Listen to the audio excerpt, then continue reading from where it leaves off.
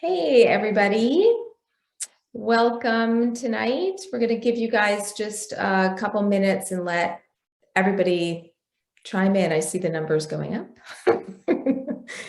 So a little housekeeping first before I introduce Dani. There is down at the bottom of your screen, you'll see a chat box with a little dialogue box. Just click that and it'll open up a chat on the right.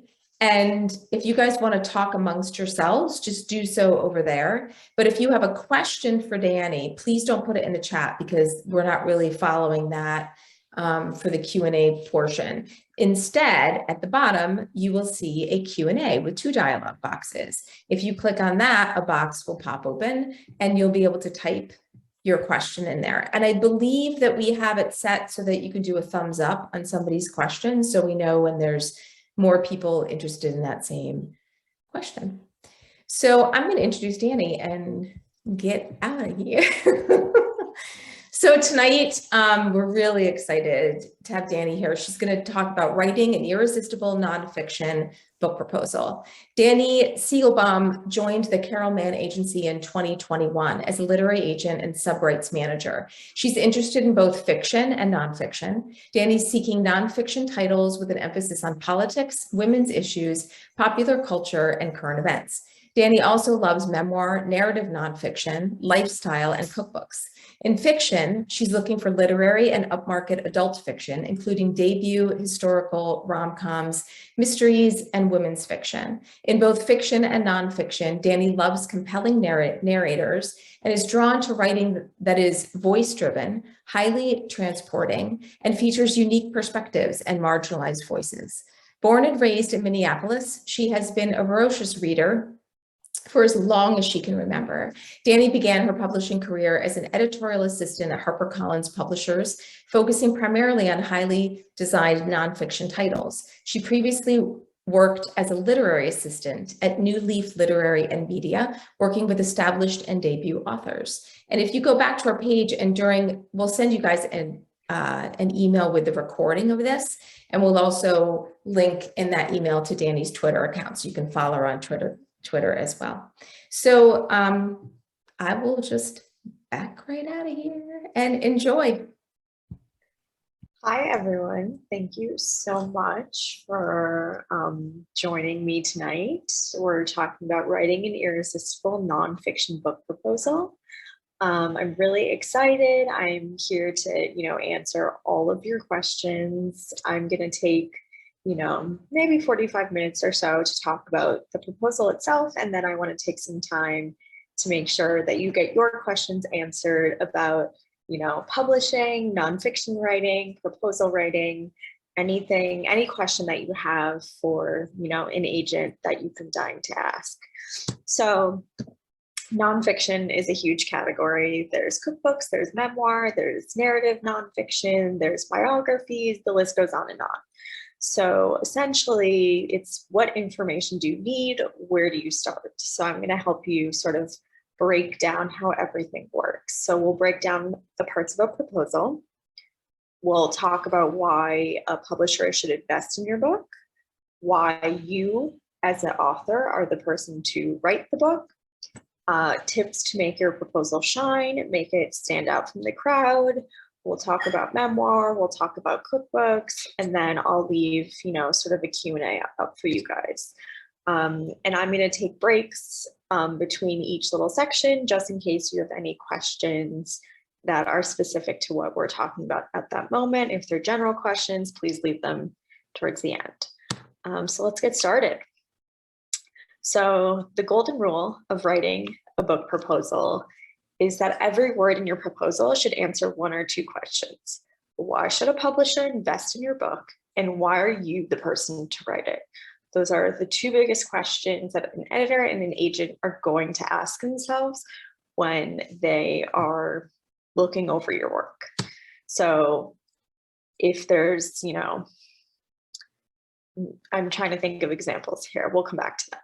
So what I look for as an editor and as an agent in a proposal is a well-designed proposal.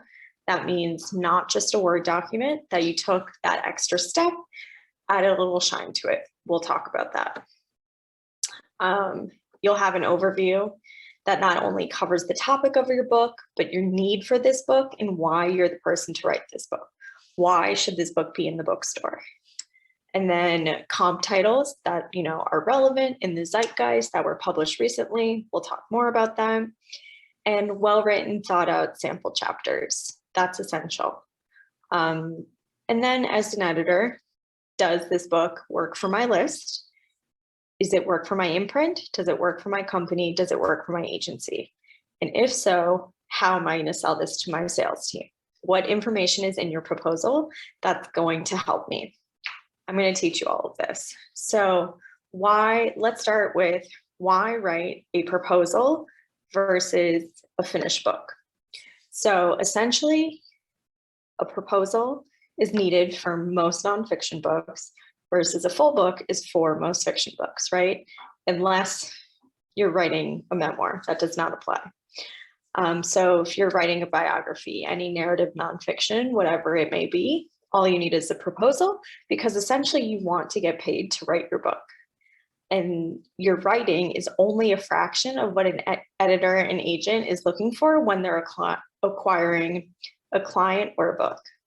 So we want marketable sales information that isn't just about the book itself. And, you know, how do we see this making money? Essentially, that's what a publisher is looking for. So it's fine to have your finished book ready to go, but we also want other pieces of the puzzle to pitch to our team. So my executive editor, when I was working at HarperCollins, always said, we're like lawyers pitching our case to our sales team. So we have this proposal in our hand. How can we state our case so they can grant us the okay to go forward and acquire this book? And that's all the information you want to already give the editor so their work is done for them. So do we have any questions before I keep rambling on about a proposal versus a finished book? Oh, I can do it for you. Hold on. So Dorothy asked, are you allowed to write for others similar to an anthology? Yeah. If you're having others featured in the book, that's absolutely fine. And have others featured? Oh, that's the same going on with that. Are you saying that it's better not to have finished the book prior to submitting the proposal? I'm not saying it's better. I'm just saying you don't have to go through all that work. And what we need to view a proposal and what we end up making together, me and my clients, is a step further than the book. So the book is great. You're going to need that obviously when you sell the book, but we need so many other facets of information that we will discuss today that you will see is essential to what we need to sell it to a publisher. So it's great that you have a finished book ready to go. That's always helpful because that, your sample chapters are done essentially. But, we need comp titles, we need author bio, we need a synopsis and chapter outline, things like that. So it's not necessarily a bad thing to have a book done, but you just will want to present more information when you are querying agents.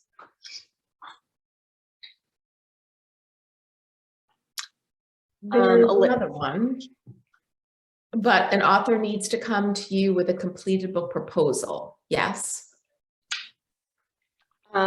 Yes. So you will need, when I am querying or when I am reading queries for a nonfiction title, yes, I expect it doesn't have to be designed and it doesn't have to be pretty, although that is super helpful and what we work on together, me and my clients. But I do expect to have some of those parts done when I am asking clients, can I see more? I usually say, can I see a book proposal?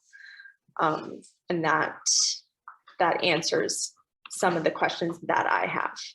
Does that make sense? I think as we keep going, it might make a little more sense. So let's start breaking down the parts of a book proposal. Okay, so publishers want to thoroughly understand the genesis of a project and its scope, your passion for it, your approach to the material, what the chapters may include, to how and whom it will be marketed. That's why it's really important to not just have a book, but to have different parts. So here are the areas that we're going to want to include. Remember, the document should be, presentable looking. It should be double spaced. Each new section should start on a separate page. I'll talk about the look of the proposal though at the end. So let's start with the overview. You all have your handout in front of you. Let me get it up. So this is the beginning, essentially your introduction to the project. Who are you? Why are you writing this book? Why are you the person to write this book? Start with a strong first paragraph to hook your readers and explain what makes this book unique and stand out from the crowd. What is your approach? Is there anything special? Essentially answer the question, why should a publisher invest in this book? So I listed all the questions that you should answer while you're writing this proposal. And again, this is the exact same document that I give to all my clients to help them. It should be, 750 to 2,000 words, or it can be 3 to 6 pages. But as long as you answer these questions, you will effectively do the job. Does that make sense? So think of it as not only the introduction to your proposal, but the introduction to you, your book, your writing, your voice. It's really important. And this is probably the most crucial part. You really want to make this part shine. So before we continue, any questions there?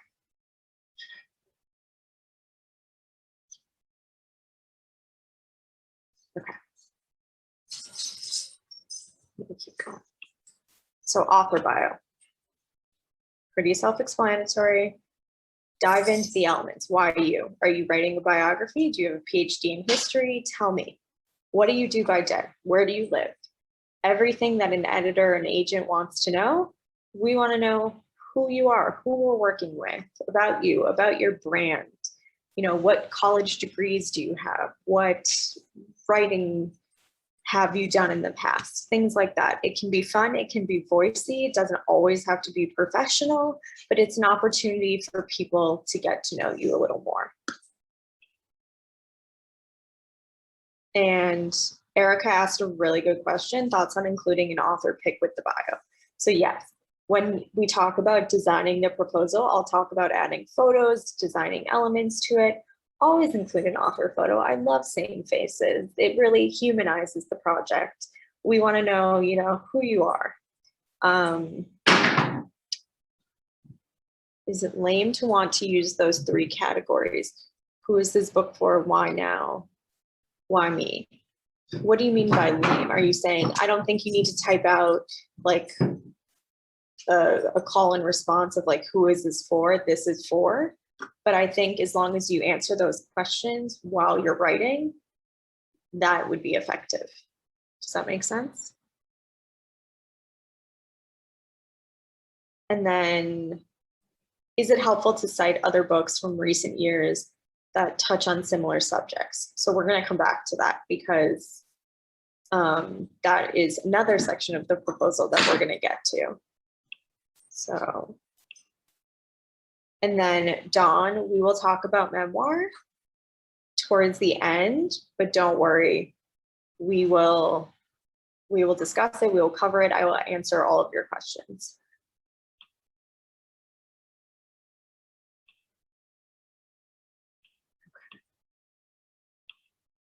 Elizabeth, should this section be in first or third person? So that's a great question. You want to keep it in the person that you were writing it in. So if your whole proposal is in first person, put it in first person. If your whole proposal is in third person, keep it in third person. That's a really good question. Thank you for asking that. Okay, can we move on from author bio? And again, if you have any general questions, let's keep them to the end and I will be sure to answer them. We will have plenty of time. So the next part.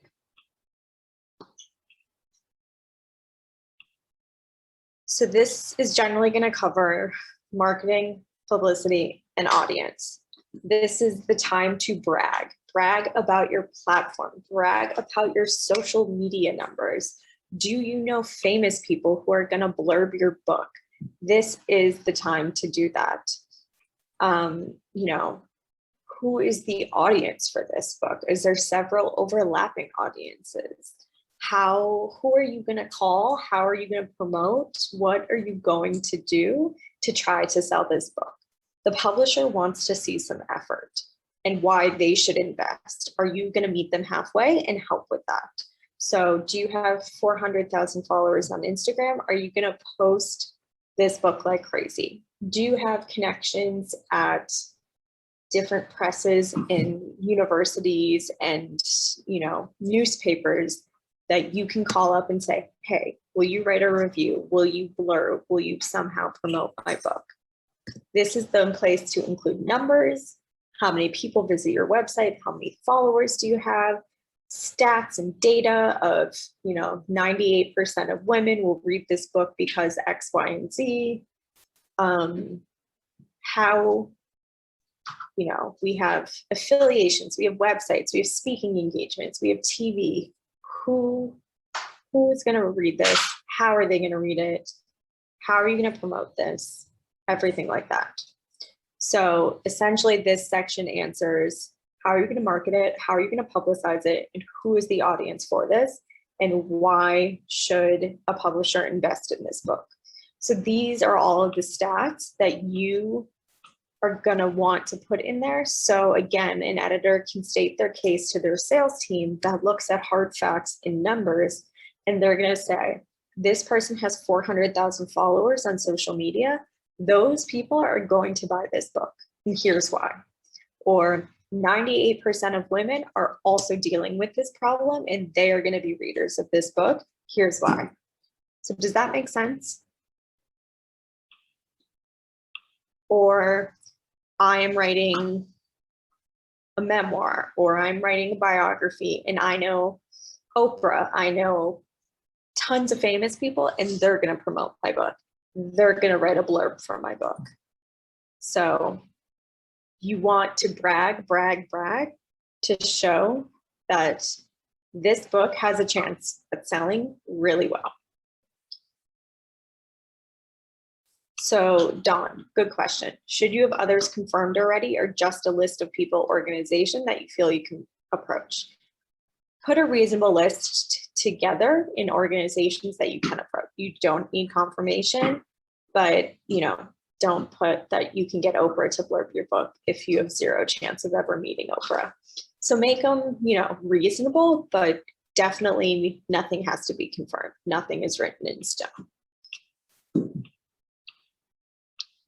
Do we have any questions about the marketing and publicity and audience?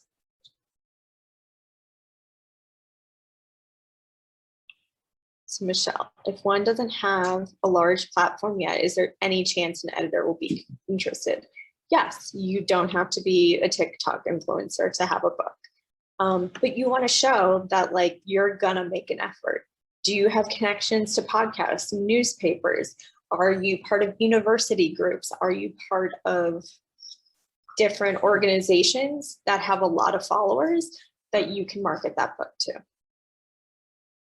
So it doesn't, you don't have to have all of this, but you want to show that there is an audience for this and there's ways to get this book out there. Can we add private groups we belong to where we could promote some memoir? Yes, absolutely. You can say I'm part of this Facebook group and it has 47,000 followers, and I will promote my book like crazy on that. The crime story I'm writing the proposal for has been featured on 48 Hours twice. Absolutely. Put that in there. We want press coverage. We want podcasts that you've done, any bragging rights that you can put, have you won awards, things like that, put it in there.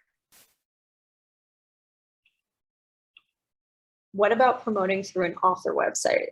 Sharon, if you're talking about your own author website, that's great that you have it, but how are you going to drive people to that website? If you have a website where you have a blog and you have millions of followers that come there, that's great. But, or social media, that's also great.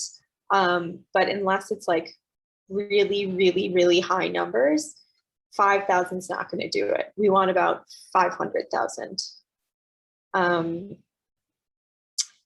So it's not enough to show there is an audience, but it has to be about my own connections as well.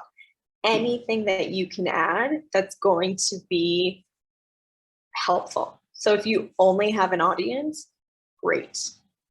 But if you have, this editor at the New York Times, also great, put that down.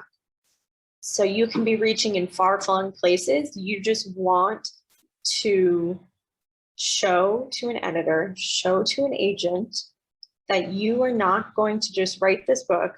No one's ever heard of you. You will have no success, putting it, if you have 2 people on social media, maybe let's work on building a little bit of a platform and momentum. I'm not saying you need 100,000 followers. I'm saying start, joining writers groups, start following different things that are in line with what you're writing about, just so when the time comes, you can go to these people and say, hey, I wrote this book. Do you want to do something with it? So any sort of connection is really helpful. It's not in the John. Yes. So Bethany, you're going to want to put that either, for some clients I've done, if they've written multiple books, I do like a publishing history page where it's like, this book was published by Penguin, this book was published by Simon & Schuster, or you can put it in your author bio that says, so-and-so is the author of 6 titles, including. So that's really helpful. So definitely mention it, even if it is not in the genre of the book. It shows that you can write a sentence and someone has already taken a chance on you. So that's a great question. Thank you, Bethany. Okay. So do we feel comfortable going to the next section of marketing and publicity and audience? Do we think we've covered that? Great. Thank you, Erica. So next is the market. So this is my favorite section because it involves some fun research. So the market analysis is essentially, where is your book going to sit next to on the shelf at the bookstore? What section is it going to be in? What book is it going to be next to, and why? Are there similar books to your book out there? Are you writing a book on, let's use a relevant topic, COVID-19? That's in the zeitgeist, pretty trendy. There's probably a lot of books out there right now that are coming into the marketplace about this book, about this topic. So we want what's called a list of competitive titles.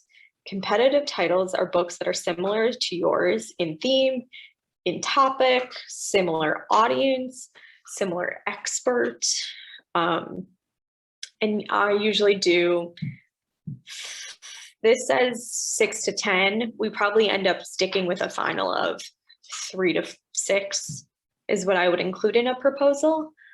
But you want books that are similar to yours in some respect. And have they been published in the last 5 years? That's the most important. I get queries all the time that say, my book is like The Great Gatsby. My book is like Harry Potter. My book is like this. That's great, but those books did not come out in the last 5 years. So we want books that are in current time, right? Because we want to know, as the people buying the book, investing in the book, that there is current books out there in the marketplace that are like this, because that's showing that other people are buying this. So this research involves going to a bookstore, going on Amazon, going on bookshop.org and typing in search results that say, my book is about public health, my book is about pandemics, and saying, okay, why is my book like this? Is it a written history of pandemics? Is it about COVID-19 specifically? Is it, also written by, a scientist, a doctor, those type of things. So those, I think, are the most important in the proposal, because when I am reading queries, I'm always looking at, okay, did they pick out comps that I've read, that I've been interested in, that I know have sold well? Things like that spark interest to me, that I think, okay, if that book is like this probably has potential. So let's,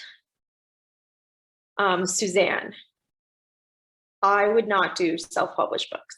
I would want to generally pick a book that doesn't have to be a book by, it doesn't have to be the next Harry Potter, doesn't have to be the next Wild, but you want to assure editors and agents that the book has been read.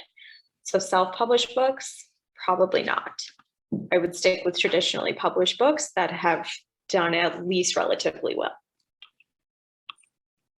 Does anyone have any questions about comp titles? And my favorite thing is going like on BNN or Amazon. I know we should support Amazon, but it's really good to search on their website, because you can see viewers also bought this, or viewers also looked at this. And that will sort of like spark ideas of, oh, what about this book? What about this book? And then you're in a dark hole on searching for books on the internet. So there's tons of comps out there. And everyone, this is the question I get the most. What if my book is about a completely new topic that no one's ever heard of, that blah, blah, blah? Well, it has to be somewhat similar to something out there. If not, maybe let's reevaluate. Is there a place in the market for this book? So is it the same voice? Is it also written by someone like this? Is it also takes place in outer space or something new and weird and whatever? There has to be something similar to it. Where would you put it on the bookshelf at the bookstore? And why would it be next to those other books? That's what you have to ask yourself.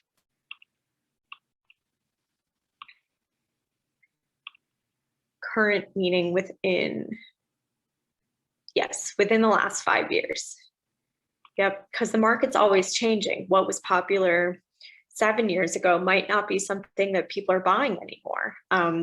If you all remember coloring books, that was a huge phase. Now I don't think it's as popular anymore. So you want to know, what is in the realm? What are people buying? So that covers market analysis, competitive titles. Are we ready to move on? I'm going to take that as a yes. Okay. So, chapter summaries or table of contents. This basically gives an editor or an agent an overview, detailed, sort of like a detailed outline of what your book is about. What can I expect from chapter 2? What can I expect from chapter 7? What time period is this going to cover? What are we discussing here from start to finish? What can I expect in between? So it sort of gives editors and agents an opportunity to read your book without reading it. And that's what that's how you make the decision of, is this interesting? Is someone going to read this? Is the writing good? We want to see the scope of the project without having you guys write the whole project. Because remember, you want to get paid to write your book. So this sort of gives us a breakdown without asking you to write the whole thing. It also answers things like, why couldn't this just be a magazine article or a podcast or, 30-minute TV show or something where it shows that you have enough content to fill pages. That's also really important. Does anyone have any questions about this? It's pretty straightforward.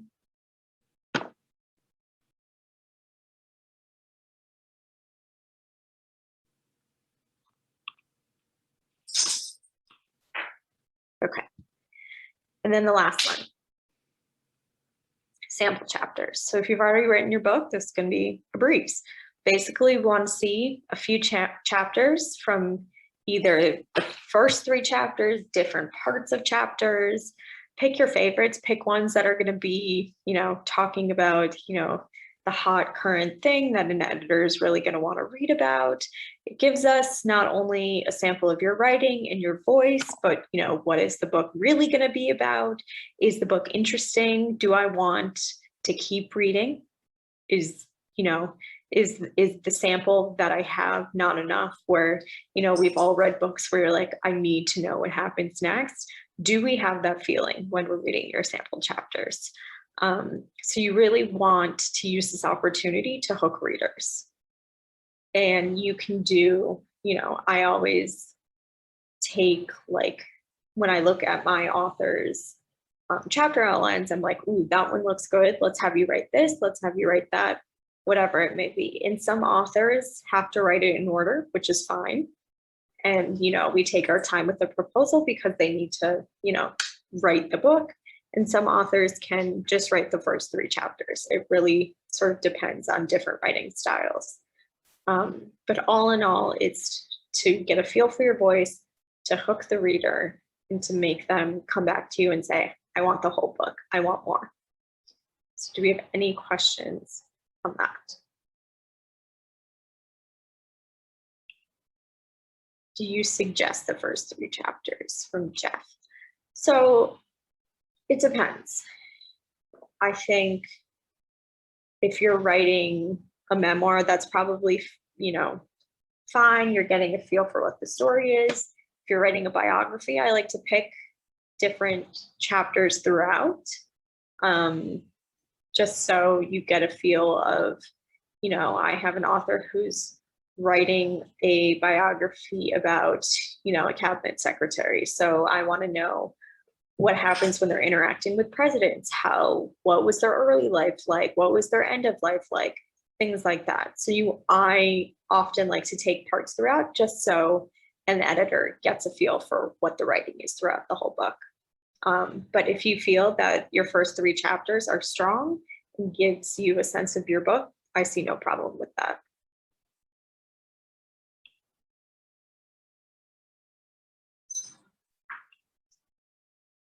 Okay, so let's talk about additional things to make your proposal shine.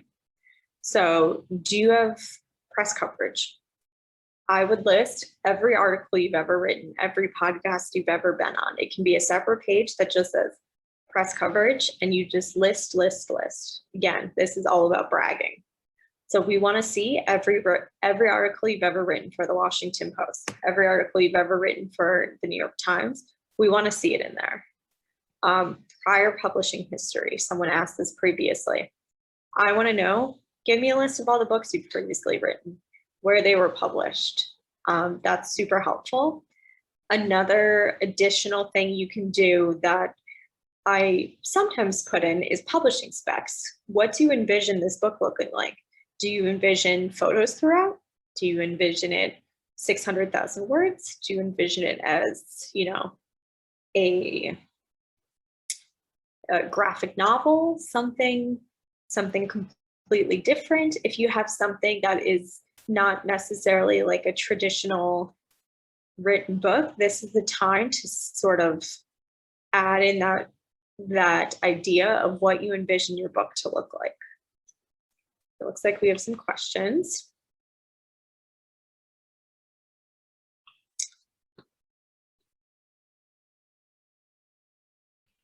I can So pop Liz, in if you want, sure. whatever is helpful to you. Elizabeth asks, you seem to be suggesting that you help writers with their book proposal. Do you mean they submit what they consider a whole book proposal to you, then you might get them to revise and strengthen it before going forward within your agency? Yes. So either part of my job is I receive book proposals already, and part of my job is I reach out to people, a journalist or someone that I find that should write a book, and together we make this proposal. So this is essentially, you know, if I receive one that's already done to my liking, I mean, why wouldn't I want to take you on as a client? You know, that's perfect. So this is ways to really make you stand out when you're querying, because you're doing that extra work, which is so important. And, you know, you're also pitching to an agent. So this is all, you know, helpful tools to get you to the next step.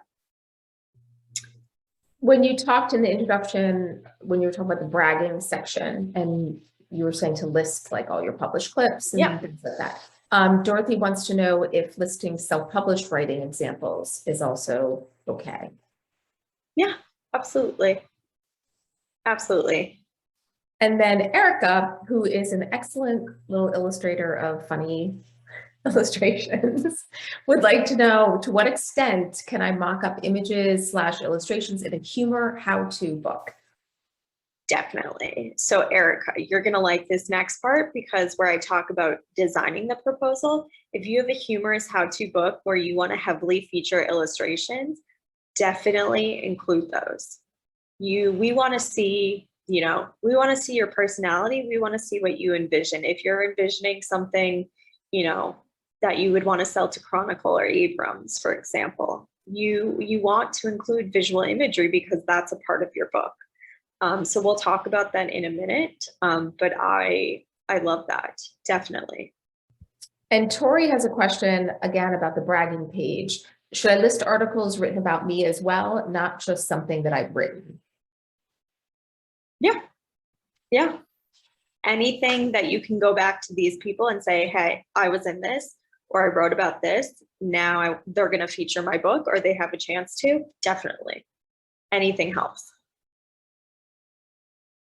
And I think the rest of the questions that are up here are more on other topics, so we'll hold on to those if you want to keep going. Sure. So let's talk about the design elements. And Erica, I have a feeling you're going to know what this is, but it's called, I use a website called Canva, which is a free platform that lets you design PDFs, graphics, anything you want. And it's like pretty idiot proof. I am not a Photoshop wizard by any means.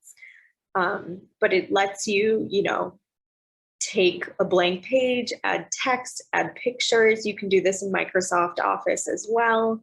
But I think adding a visual element just sort of puts it a step further, that you're not just typing something up and throwing it in an email, that you're taking the time to make it into like a well-designed, pretty looking PDF. And if you don't want to add visual elements, make sure it's a normal font, it's double spaced, each section has a new page, and that it's in a final PDF form and not a Word document. You want it just to look presentable and nice. So imagine, you know, you were doing a presentation for work or something, you wouldn't just throw someone a Word document. Now, this is different for fiction because fiction requires an entire book in a manuscript, so they're not expected to make it look pretty. But if you're pitching all of this, you want it sort of in like a marketing deck, essentially. You want it to look nice to show that you've taken the time to put this together. So if you're writing a biography, include photos of who you're writing the biography about. If you're doing a how-to book, put those illustrations in there. We want to see them. I think, you know, it sort of just adds like a pretty bow on top of what you're doing that I think really goes the extra mile. It was called Canva, Canva. It's totally free, and you can, it's pretty easy to use. And Symposium folks, I don't know if I can share screen at one point and I can show some design proposals. Yeah, you can. You should be able to just hit share screen and okay. So we'll do that at the very end. So I want to take a minute. Is anyone writing a cookbook or a lifestyle book? And lifestyle book is like design, fashion, anything of that realm.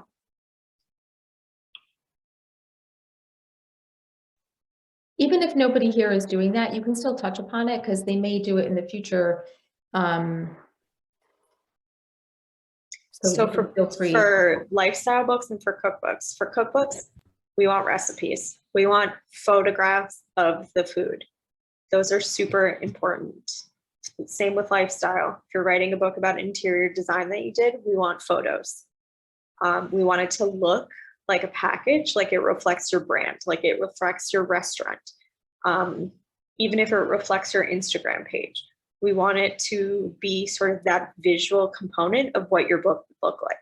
And I'll show you some examples at the end where you will get a feel of what I'm saying. So if you're writing a cookbook or a lifestyle book, for a cookbook, you want to include recipes, but you also, for a lifestyle book and a cookbook, want to include photos. You want it to look presentable and nice. And then I'm assuming we have some people here who are writing memoir, right? So memoir is a totally different ballgame. So for a memoir, you generally need the complete book. And if you are not Justin Timberlake, if you are not a celebrity of some caliber, you need the full book. And memoir, it's probably one of the most difficult books to sell, and probably one that agents are probably most hesitant to take on because it is the most difficult to sell. And I say that because, and I mean this in the nicest way, but everyone thinks they have a story to tell, but that's not, maybe your neighbor, maybe your friend, maybe your family thinks this is a great story, and that's wonderful. But is this going to be a story for a broader audience that doesn't know you, that's never met you? Even stories about the craziest childhoods, the most traumatic experiences, whatever it may be, still really have trouble selling. So you want to think, does anyone care? And I know that sounds horribly, horribly, horribly harsh, but it is really important that you think, is that someone in Florida, is someone in Texas, is someone in Kansas, is someone in Washington, are these people all going to read this book, and why? So, I always say with memoir, you're either a celebrity or something really awful happened to you in your life that you are writing about it. And those are the ones that do really well. So what makes yours stand out? What, why are you the next Wild? Why are you the next, Glass Castle, for example? Is it that you have an incredible writing voice? That's fantastic. Or, I think those are the ones that really stand out. Is the writing just sets itself apart and is on such a different level than any other book. So it's a really, really tough sell, which I know is not what anyone wants to hear, because it's probably the most popular form of nonfiction writing that I see from writers. But it's a very tough sell. So think about it. Can this be a fiction book? Can this be, narrative nonfiction that maybe incorporates personal stories, but isn't necessarily writing about, I grew up here, I was born here, here's my life story? Because again, is someone across the country, across the world, going to care or read this book? There's so many fascinating people and so many fascinating stories that I read. And still, I tell myself, I'm just not sure why someone else is going to want to read this, why this isn't beyond a newspaper article in their local newspaper, things like that. So it's something to consider. I'm happy to answer any questions on memoir, but it is a very tough sell. So let's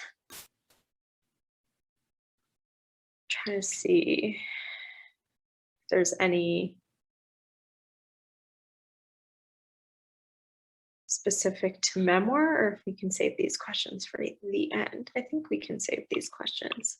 There's one down that Lois just put in. My family's part of the white supremacy world, which I came out of and am now on the opposite end of the spectrum. That's what I am writing my memoir about. So it depends. I mean, definitely it's timely. But it depends on your writing. It depends on,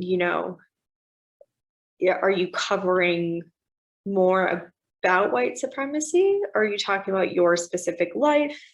Again, it's on a very specific basis, but I'm not telling anyone here stop what they're doing and stop writing. I would never say that to anyone. I'm just laying out the facts beforehand that it's a very difficult sell. And Heather asked if you need a proposal if you already have a full manuscript with a memoir.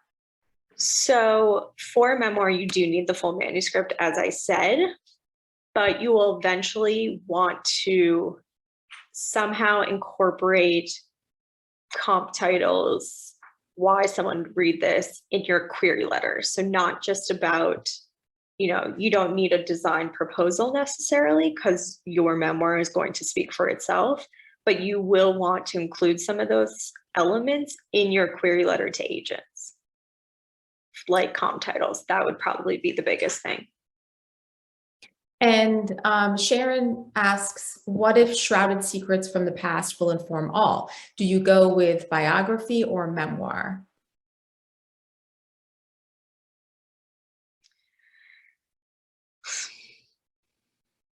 I would do memoir. It's going to be my answer to that. I feel like it's Jeopardy. I'll take memoir for 500. Yeah. And again, a lot of memoir is on such a, particular, everything in publishing is very, subjective. Memoir, for example, is that. And, maybe another agent would say differently, but, it all really comes down to the voice and the writing. And do you fall in love with that? So I think that's probably like the most important thing to stand out in memoir. And one other question I've got for memoir is, should people be focusing on a specific period of their life that has this powerful moment in it? Like with Eat, Pray, Love, she didn't talk about her entire life. Yeah, exactly. Right. Exactly. And, if I think that comes down to sort of understanding writing and understanding your voice and really critiquing your craft, I guess, is, if you're writing about your entire life from point A to point B, does anyone care? A lot of memoirs only cover a specific amount of time, like Eat, Pray, Love, like The Glass Castle, like Wild, where, it is those crucial points that really have people, mesmerized by what they're saying. I mean, I know if I was writing a memoir about me, no one would care about, my younger years. So. And Suzanne has another memoir question and Jeff, I see your questions. We're going to come back to that because we just want to address the memoir ones right now. With a memoir that deals with a particular subject, can you still use books beyond 10 years old? For instance, Martha Beck's Expecting Adam is more of a comp for my book. You can include that, but I would also include newer ones. I would try to make them as new as possible. You can include an older one if you feel like that is, I guess, the best reflection of your book, but I would try to include newer ones. Oh, somebody, there was a question earlier that pertains to this section. How do you let the editor and agent know that you're going to use a pseudonym for your memoir? Where does this fit into the proposal? You can just say that in your query letter that you plan on writing it under, or you can query it under a pseudonym. We're not going to know the difference when you sign an agency agreement, which is, legally binding, and when you're signing your contracts for a publishing house, you're going to want to sign with your real name. But for the querying process, you can use that pseudonym, or you can tell an agent, I plan on using a pseudonym. Doesn't matter. And Dawn asked, for memoir, we don't necessarily have a degree or work background in what personally happened to us. Any suggestions for memoir? So, Dawn, do you mean like for an author bio and for the marketing and audience and all that stuff? So you could say, I have a degree from XYZ, I'm a normal person. You just want to know who the author is writing about it. You don't have to have a degree or any background necessarily. And then, for marketing and publicity, I would more focus on who is going to read this and how you're going to target those audience members. So you don't necessarily need any, formal background. I hope that answers that question.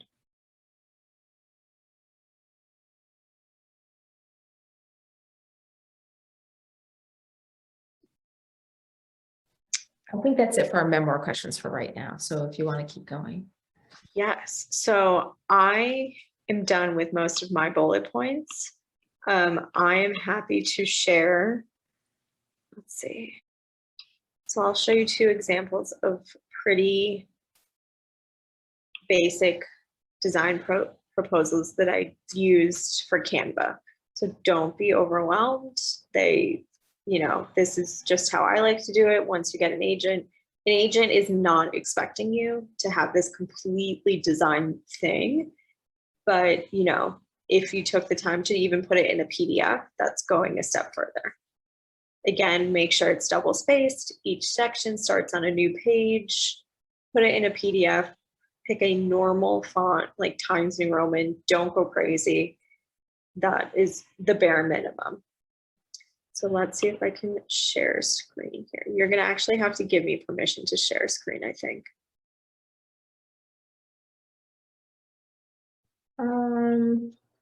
Let me see. It should let you do it.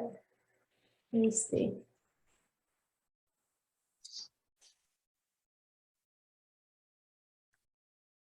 Oh. Let's see. Hold on. Also might be me.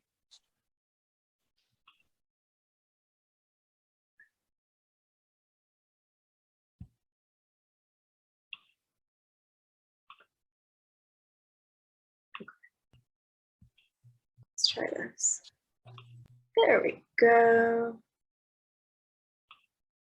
Can you see that? Yeah, perfect. Amazing. Okay, so here is a few just design proposals that you'll see. It has text, has photos. Pretty straightforward.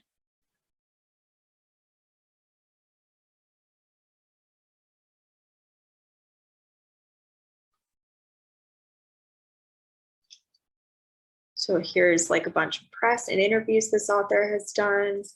Here's some comparative titles, synopsis, book specs. So there's that one. And then here's another one. Here's biography.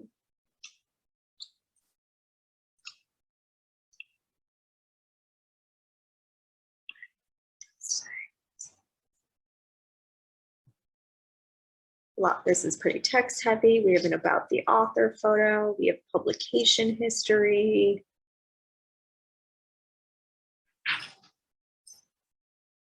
Comparative titles. So this is, we have our chapter outlines.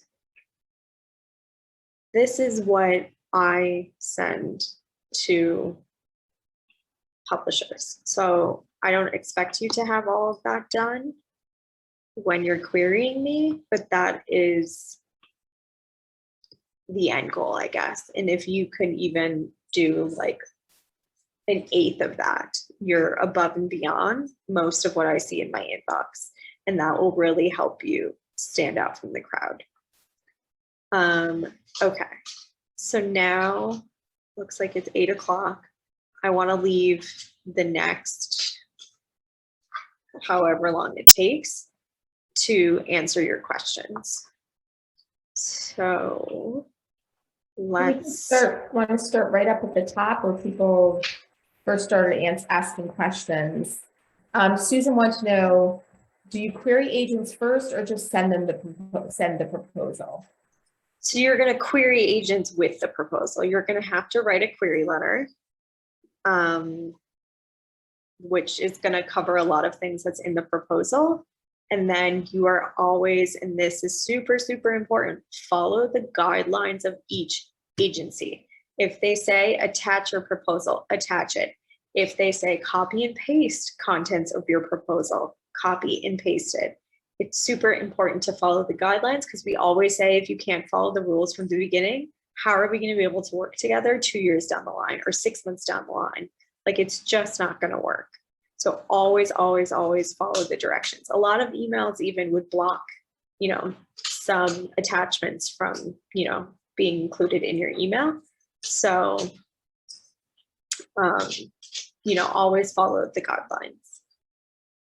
So you're going to want to query with the contents of your proposal. And Carol asks, reading through the Carol Mann agency's agents file, it was tricky to narrow down who might be the best person to pitch to. Any ideas on how to best choose?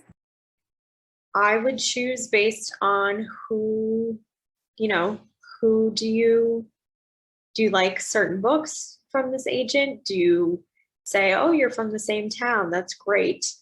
Things like that. I can't, you know, answer how you're going to like one agent versus the next. But, you know, it's really comes down to what you feel, how you're going to connect with someone best.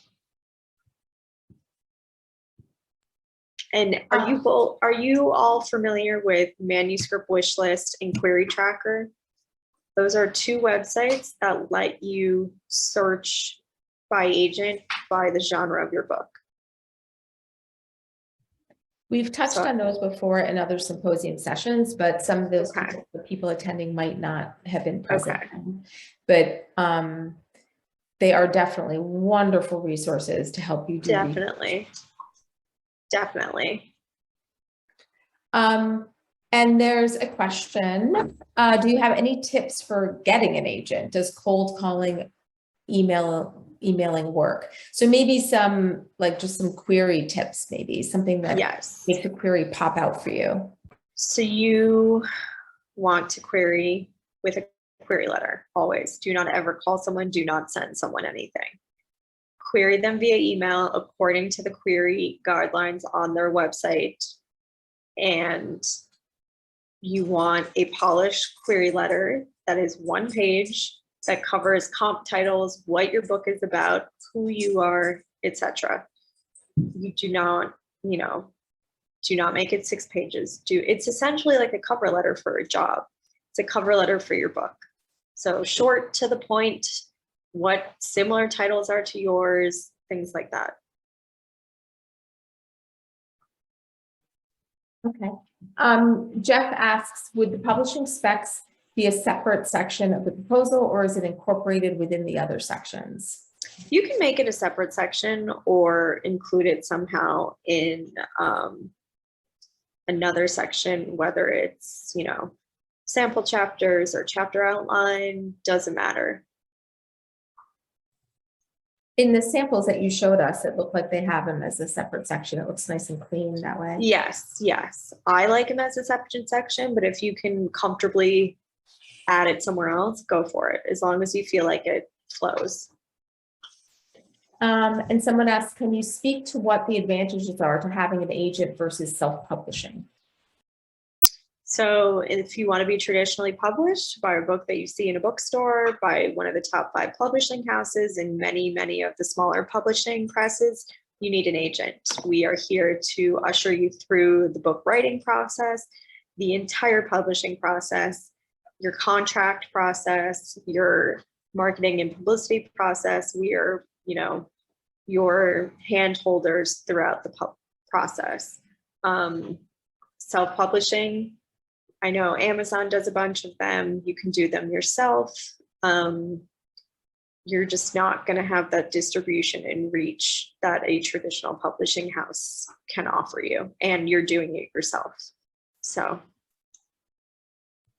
there's actually some good articles on Pipeline Artists by Rami Mundi, who was originally self-published and is now traditional published, and she kind of takes you a little bit through some of those differences.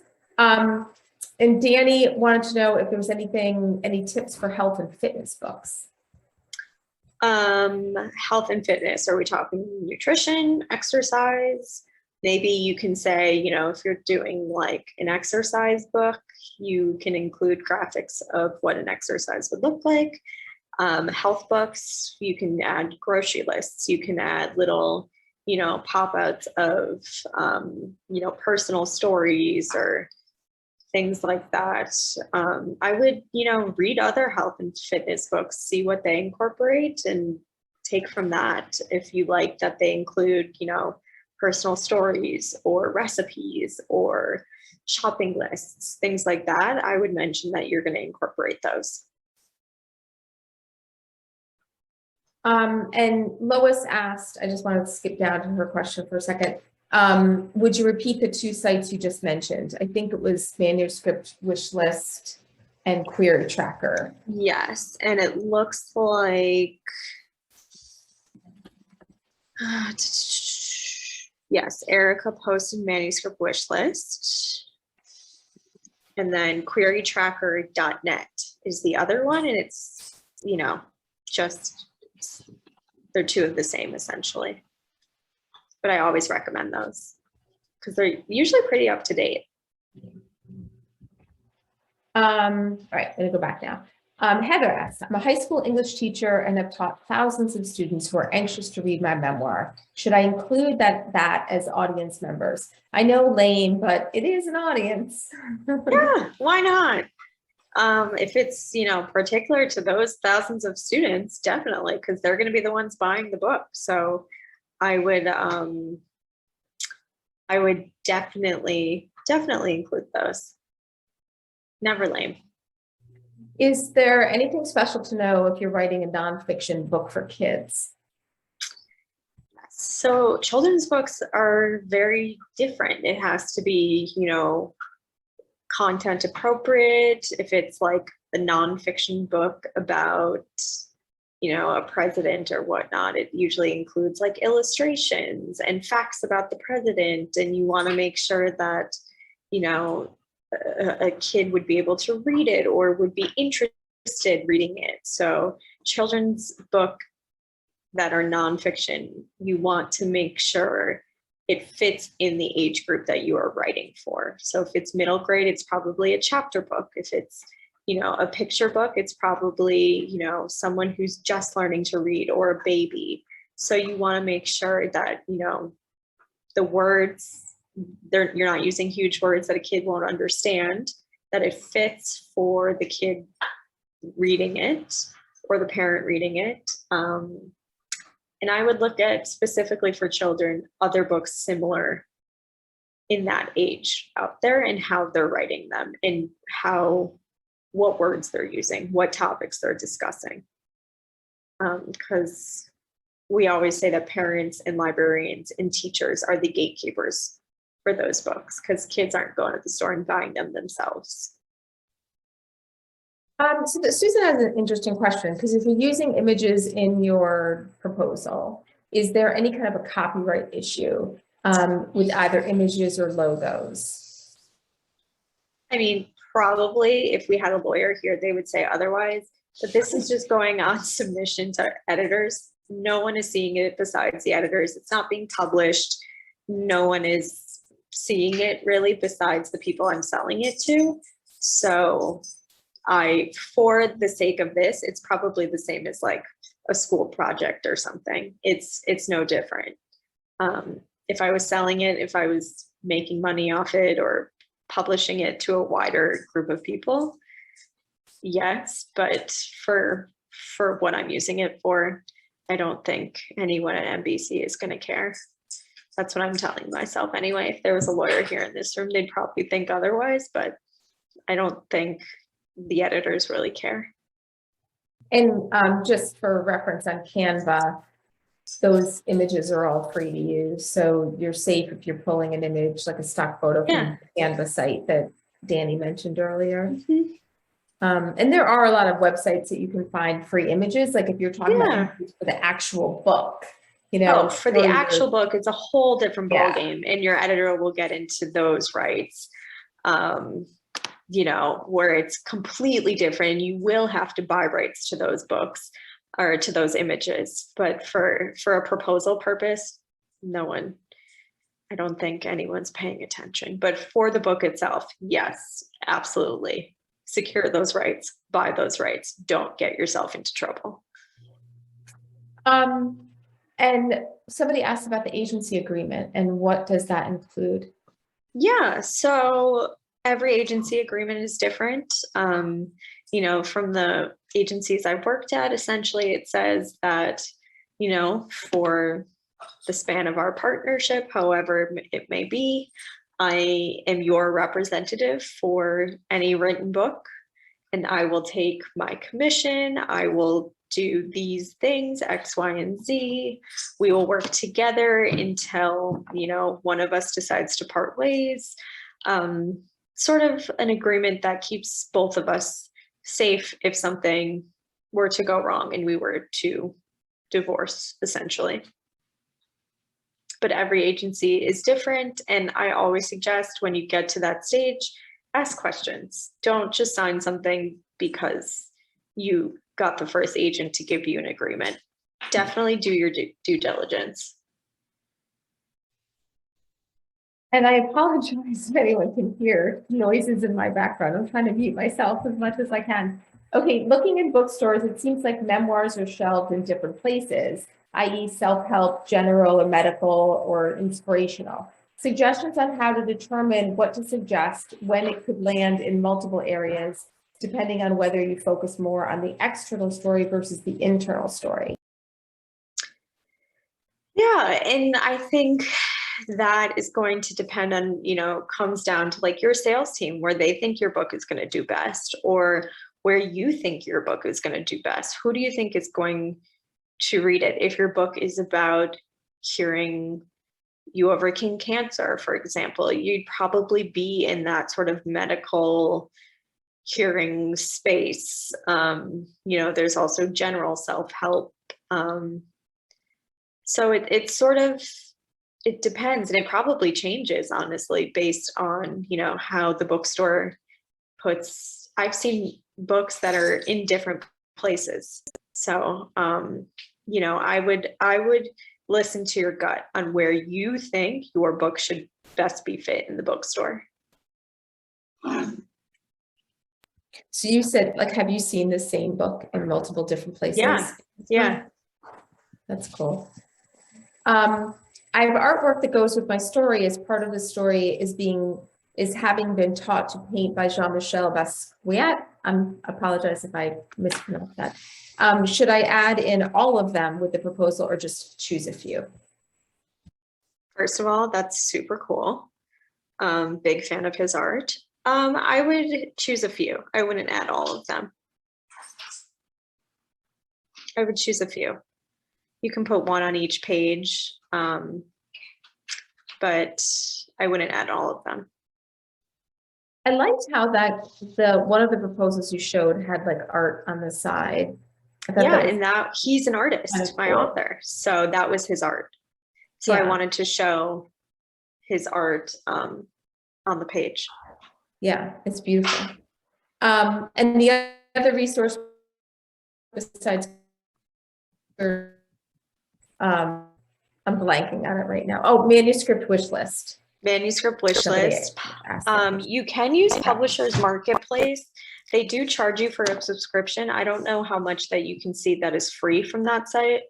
But it is possible that you could get some information. There's Twitter.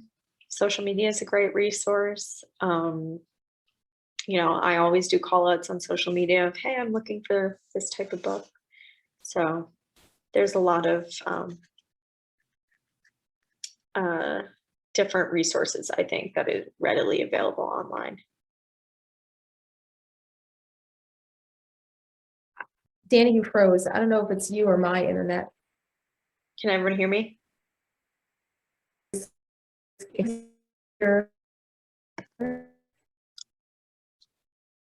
You're breaking up.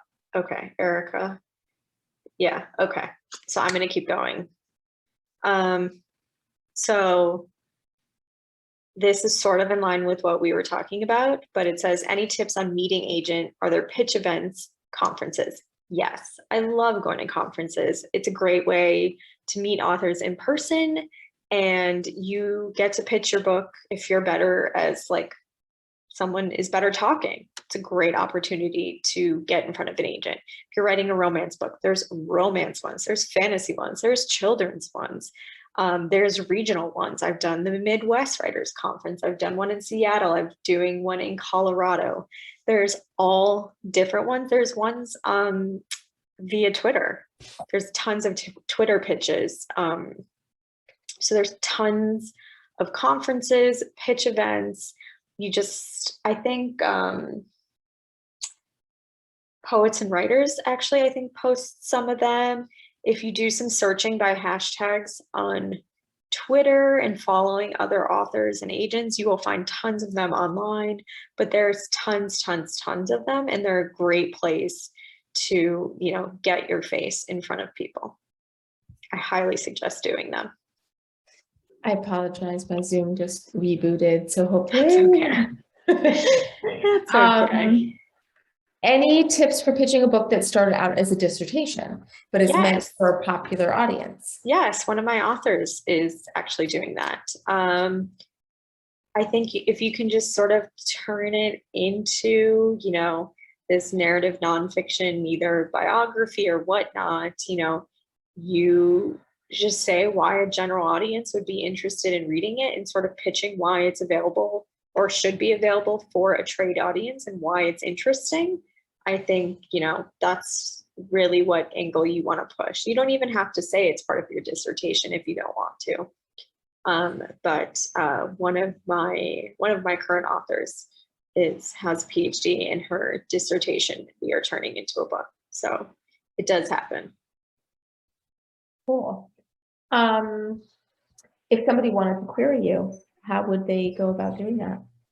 You can go to my website and you will see how to query me and my submissions guidelines. I'm also on Query Tracker and Manuscript Wishlist.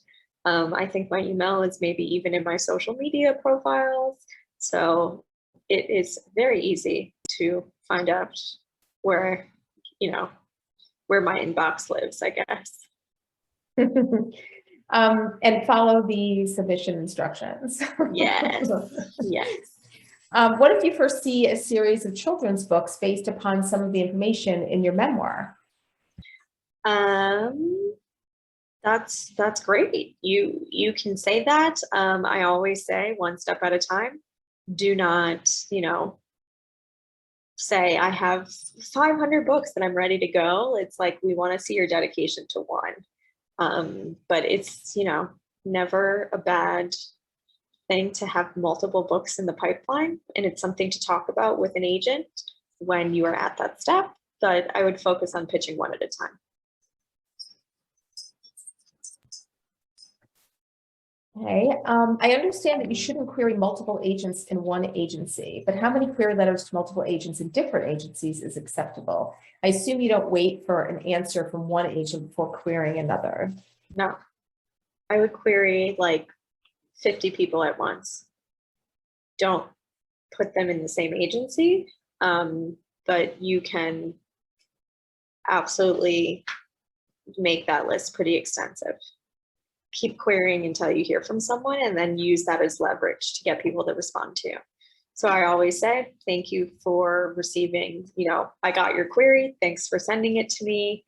If you hear from another agent, nudge me, because then I will get to it faster. You will be bumped up in my queue of reading. So definitely use that as leverage. And Dani asks, is there a market at all for interesting high-low nonfiction books? What is high-low? Am I missing something? Yeah, I don't know what that is either. Dani, did you want to elaborate? Yes, if you elaborate, Dani, I will 100% answer your question, but I do not know what high-low is. And are you allowed to, let Dani finish. Easy to read like a kid's book, but for newer readers. Yeah, I think you just want to, again, do your homework, go to the bookstore, make sure, this book is appropriate word-wise, content-wise, reading level-wise for, the age group that you're writing it for, and see how the other books out there are written. And I think that is your best bet with children's books, because there is a lot of barriers that you wouldn't realize with children's books. And are you allowed to inform us which publishers you are affiliated with? I'm not affiliated with any publisher because I'm an agent, so I'm affiliated with an agency. But of course, as an agent, I have tons of connections to different publishers and editors, which is then what I use to sell my books. Okay. And does anybody, we've got still some more time here. People have any general questions, even beyond nonfiction proposals, but just about querying and finding an agent, working with an agent, what that relationship is like. I'm also curious, Dani, like, when you first bring somebody on, like, do you have that introductory call of like, okay, this is what it's like to work with me? And yeah, absolutely. I do that before I even sign with someone. I say, tell me what you're looking to get out of this partnership. How do you prefer your communication style? If we have some agents respond to people every 3 weeks, some people respond every 3 hours. If you are working with an agent that responds every 3 weeks, is that going to drive you up the wall? Or are you okay with that? So even making sure communication style, that you have the same vision for your book, that you like the person just in general, you're working with them, you're giving them their baby, your brand, like this is your business that you are giving to someone to work on. So you want to make sure that this partnership is something you're comfortable with. So ask all the questions, make sure you're just a good fit beyond just this person is interested in my book. so can you touch upon, like, so say somebody some queries you and you say, yes, I would like to see the proposal. Then you see the proposal and then you're like, okay, I'm now going to pitch this to my team and we're going to, hopefully bring you on. Like, what are the steps then from the moment that the nonfiction proposal hits your inbox to when it's on the bookshelf? Like, any kind of, like, in terms of what the author's work is going to be like in terms of, the editor is going to come back, you're going to do rewrites, like all of, just to give people an idea of yes. So it is not a quick process. Let me start with that. We're talking 2-3 years from the time it gets to my inbox as an agent to the time it gets to a bookshelf. If your book has visual elements, it's probably closer to the 2-3 year mark. So already we're looking at books that are being sold in, end of 2022, if not 2023 at this point. We work way ahead. So I acquire you as a client. We work on your book. We work on your proposal. We then sell your book. Selling a book could take 2 minutes. It could take 2 months. It could take 2 years. There's no in between. It's truly a guessing game. No agent can tell you when your book is going to sell. We can, we can make guesses and suggestions or whatever, but we're not psychics. At least I'm not. So then your book sells, and then you're with an editor and you work on writing it and editing it, and you go back and forth multiple times. Then it goes to copy editing. And so you're looking at, quite a timeline until your book is published. And if printing alone at minimum probably takes 3 months. So it is not a quick process writing a book. And I'm sure there are lots of different, presentations that go more into depth on the different steps of publishing and how it works and how long it takes. But, every book is different. Every book has its own timeline, but it is not quick. We are not fast in the publishing industry. They're not fast in the filmmaking industry either. We're not fast. fast. Maybe haikus are fast, but yeah, that's about it. We are not fast. Yeah. Is it even worth querying agents for a narrative nonfiction book until you have a substantial following or platform? Will agents just set your proposal aside until you have that? So if an agent likes the topic you are writing about and sees that you have potential to get that following, they'll work with you to build that following. But, I think it's a factor of things. We look at topics, we look at content, we look at, are you actively building? Can you show me that you're actively building? If you're, someone that has 10 followers and we don't see that going anywhere anytime soon, we can sort of get that idea. And if you're writing a narrative nonfiction, how does the agreement fit in with others included in the book? Maybe other people who are in the book, mentioned in the book? I'm not really sure. It's there's no name associated with the question. So whoever asked the questions, could you maybe clarify what you mean by others? Clarify agreement as well. Okay. Are we talking publishing agreement? Are we talking agency agreement? I'd like to know. So we'll come back to that one. Okay. I feel like we should have that music. Do, do, do, do, do, do, do. Anyway. So what are some of your pet peeves that you have when somebody's querying you? That you're just like, oh God, please don't send me that. So many. I mean, you have to remember, we probably get 200 a week of random people emailing me saying, I have the greatest idea in the entire world, and here's why you should read my book. A lot of them don't include comp titles. A lot of them include attachments. Don't attach things. You're going to give my computer a virus. A lot of them don't follow the instructions, which is just, they're posted everywhere. It's not hard.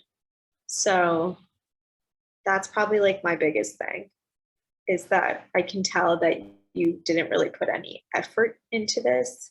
I had one query that they CC'd every other agent that they were querying to, and we were all on the same email chain. That was good. Oh my.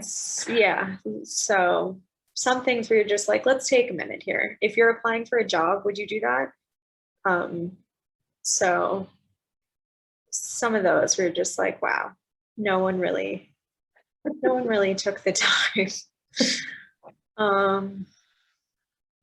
Yeah, and I think you guys, the agents, whenever I've looked at an agent's site, I mean, you guys do such a great job of being really specific about what you're looking for. We're pretty straightforward of how to submit to us, what to submit to us.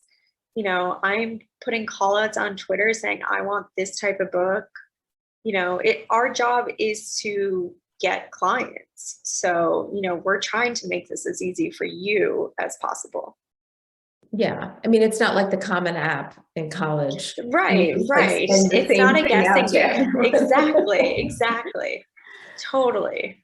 Yeah. Okay. So this person came back to clarify a little bit. It's the agency agreement. So let me go back and read the original question. If you're writing a narrative nonfiction, how does the agency agreement fit in with others included in the book? Others that are they your included in the book that you're writing? co-author? Are you writing about them? If they're your co-author, you're both going to be considered a client. If you're writing about someone else, that agent will probably have a conversation with you on what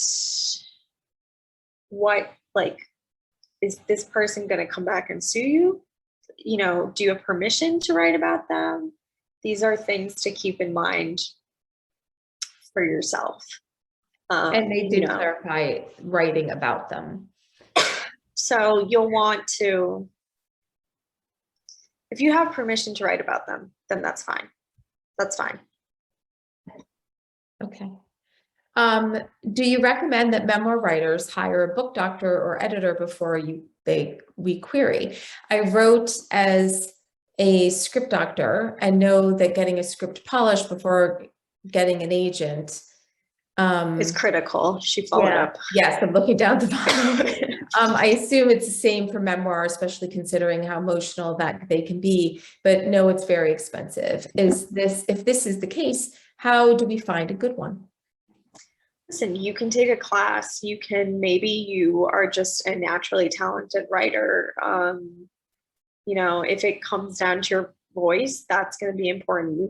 For memoir specifically, we want to see if you can write. So, that's going to be crucial. And if that includes hiring the book doctor, then that's something you're going to want to do. I'm not saying it's necessary, but, if you feel like you can afford to do that, then I know people who have done it and don't have bad experiences. There's tons of freelance sites like Readsy, for example, where you can find people who are willing to help edit your memoir. So if it is in your budget, then, I don't see that as hurting you in any means necessary, but it is going to cost you probably a couple $1,000s. Or maybe have somebody do some edits of just this submission. Yeah, absolutely. And, I always recommend authors doing like beta readers and writers groups where you switch projects and you read that person's work, they read your work, and, you get feedback that way. Tons of writers groups are, online and available. And, that's a really good way to sort of work on your book without spending the money. Do you like queries that take on the feel of the book or those that stay more to the business at hand? The feel is in like, what's it gonna look like? Is that what we mean? I mean, maybe in terms of tone and voice, Yeah, absolutely. If you think that is, essential to understanding the book and you think that is what I should know, then definitely include that. I'm just going to come back on the screen so you don't feel like you're talking to yourself. It is weird I can't see any of you guys, so it's weird that I was realizing that afterwards, and I was like, oh, presentation, and I'm talking to myself. And then this voice coming out. Yeah. So we're caught up on questions, and I don't know if anybody's got anything else they want to pop in before we close out, but a lot of great information. Yeah, I hope this was helpful and you got some helpful ideas and tips and tricks, and you feel a little more comfortable sort of going down this path of publishing, which I know is a crazy industry and incredibly difficult to understand. And, I'm here to help sort of make it a little more, Demystify it a little. Yeah. Erica wanted to know if there was anything that you have not seen yet, but that you're craving and you would love somebody to pitch you. So many things. I tweeted about it recently. If you go to my Twitter of what I was looking for, let's see. Oh,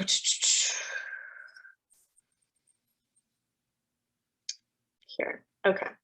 So definitely diverse voices, different voices, anything like that. I love history, politics, current affairs, fun business and finance that has a fun approach, especially like relating to women. I think that's a really cool thing. Pop culture, pop science, anything how-to lifestyle, anything with feminist issues, cultural criticism, anything that's like illustrated, fun, different. I know those are all super broad things, but for nonfiction, that's really what I'm looking for. And I'm always, tweeting of like, oh my God, I just saw a book like this. I'd love to see a book like this. So. And that's why it's really good to follow agents on Twitter. Yes, we're so vocal. We're so vocal.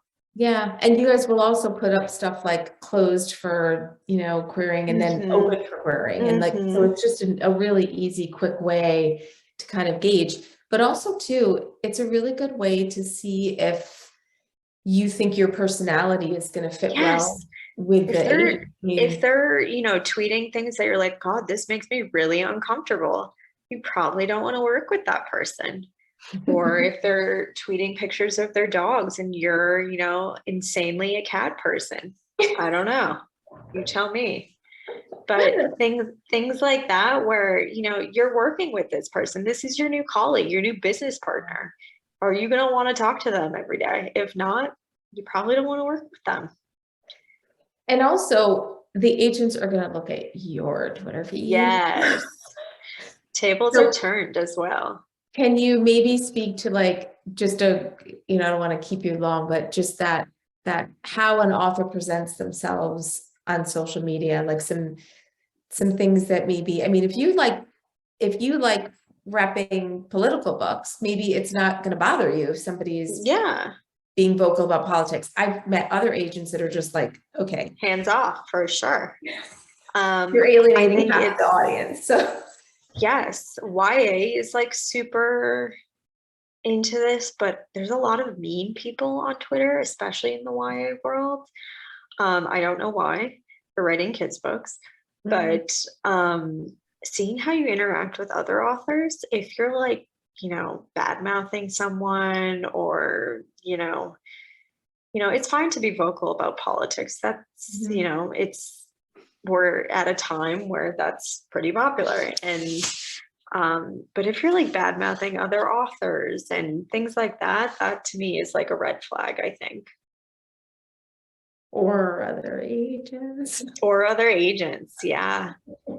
You'd be surprised. I haven't heard from this person. Yeah. You'd be surprised. Yeah. Well, Cherise said, you just got me so pumped. Thank you. So I hope that's helpful. Exciting. Yeah. That's really what we love after these sessions is people get so excited to either get the bravery to put those query letters out there and do it. Yes, Sharon, I will see you on Twitter. Yeah. So thank you so much, Dani. And thank you everybody who came tonight. And I know there's some people who signed up who are or couldn't make it, but we're going to get the recording. So speaking of the recording, usually give us about 72 hours. A lot of times we get them done before then, but we just like to give ourselves a little wiggle room because what if Ruth has a major thunderstorm and loses power? So because it happens. And then we'll get you guys out an email with the instructions of how to access the recording. And if for some reason when you registered through Zoom events, if you clicked the box to check not to share your email address with us, then that means we don't have your email address and we can't give you the recording. So you can feel free to email us at symposium@pipelineartist.com. And we will, let me just type it there for 1 second. Symposium. And then we'll make sure you get it. We'll double check and make sure you're on the list. So thank you very much. Thank And you so your much, dog- guys. Your dog didn't bark at all. She's now in the other room. She was eating the floor momentarily. So, Okay. Good. All right. Well, thanks again very much. Thank Dan. you. Have a great night, everybody. Bye-bye.